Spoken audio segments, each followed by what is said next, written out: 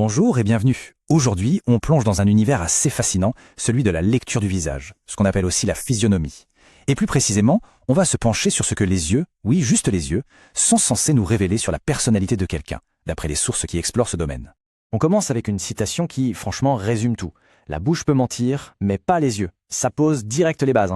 L'idée, c'est vraiment que, les mots, on peut les choisir, on peut embellir la vérité. Mais le regard, lui, il trahirait tout. Ce serait la vraie fenêtre sur ce qu'une personne ressent au fond, ses véritables intentions. En gros, l'expression la plus pure de qui on est.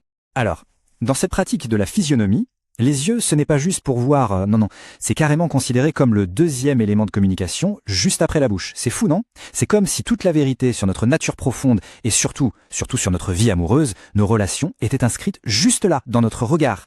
Allez, on entre dans le vif du sujet. La toute première chose à regarder, c'est la forme des yeux. Mais attention, petite règle importante, pour que l'analyse soit juste, il faut observer le visage quand il est complètement détendu, au repos, un état neutre, quoi. C'est la base de tout, le point de départ, avant de tirer la moindre conclusion. Et là, ça devient super intéressant. On a une opposition quasi parfaite entre deux formes très communes. D'un côté, les yeux longs, plutôt fins, eux, ils seraient le signe d'une personnalité calme, réfléchie, peut-être un peu secrète. Et de l'autre, on a les yeux courts et larges, qu'on appelle parfois les yeux de Bambi. Et là, c'est tout l'inverse. On parle de curiosité, d'innocence, mais aussi d'une tendance à agir un peu sans réfléchir. Une approche de la vie bien plus spontanée, disons. Mais bien sûr, ça ne s'arrête pas là. Il y a tout un tas d'autres formes décrites dans les textes. Par exemple, les yeux triangulaires. Là, c'est un peu à double tranchant. S'ils sont ternes, attention, ça pourrait indiquer une nature assez impitoyable. Mais s'ils sont brillants, au contraire, c'est le signe d'une personne très travailleuse. Ensuite, on a les yeux qu'on appelle endormis, qui suggèrent une certaine lenteur dans la prise de décision. Et pour finir, les yeux aqueux ou asymétriques, eux pointeraient plutôt vers une vie amoureuse un peu compliquée. Bon, heureusement, tout n'est pas que mise en garde et avertissement, loin de là. Cette pratique identifie aussi des signes très positifs autour des yeux, des sortes de marqueurs de chance de bon augure. Et l'un des plus importants de ces signes positifs a un nom assez spécial, le ver à soie couché. Alors non, ce n'est pas un insecte, c'est en fait ce petit renflement de peau qu'on peut avoir juste sous la ligne des cils. Et dans la lecture du visage, cette petite zone est super importante, on l'appelle la maison des enfants. Mais attention, point essentiel, il ne faut surtout pas confondre ce ver à soie avec une simple poche de fatigue sous les yeux. La différence est nette. Le ver à soie, c'est un petit bourrelet plein, signe de vitalité, qui prédirait même des enfants en bonne santé et qui réussiront. La poche, elle, c'est juste une poche, large, souvent foncée, un signe de fatigue ou de stress tout simplement. En plus de ce fameux ver à soie, il y a deux autres petits détails qui sont vus comme de très bons signes, surtout dans la vie sociale et amoureuse. D'abord, ce qu'on appelle le crochet intérieur, c'est quand le coin interne de l'œil descend un tout petit peu. Ça, ce serait un signe de charme, d'attirance.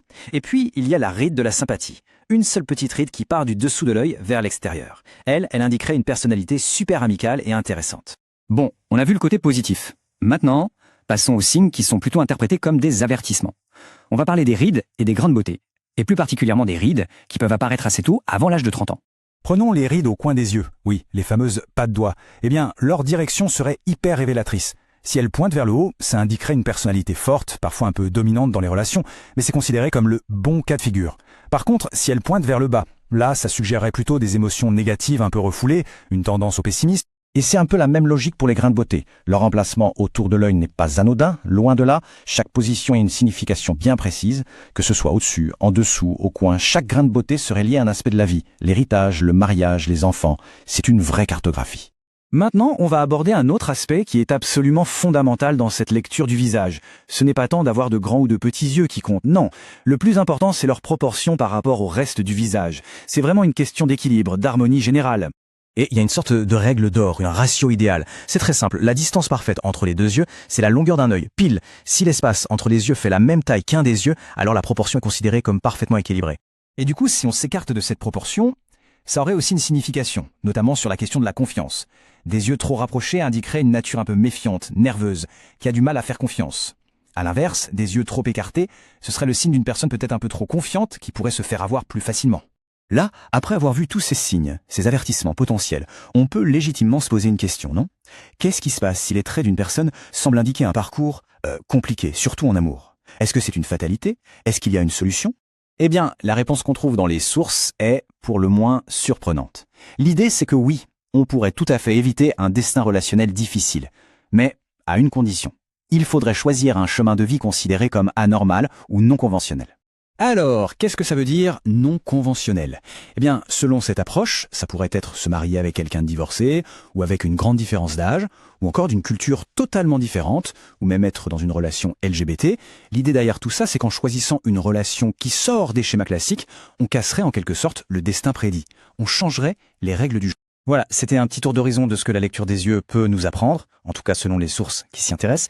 Alors, qu'on y croit ou pas, ça laisse quand même songeur, et ça pousse à se poser une dernière question, une question un peu intrigante.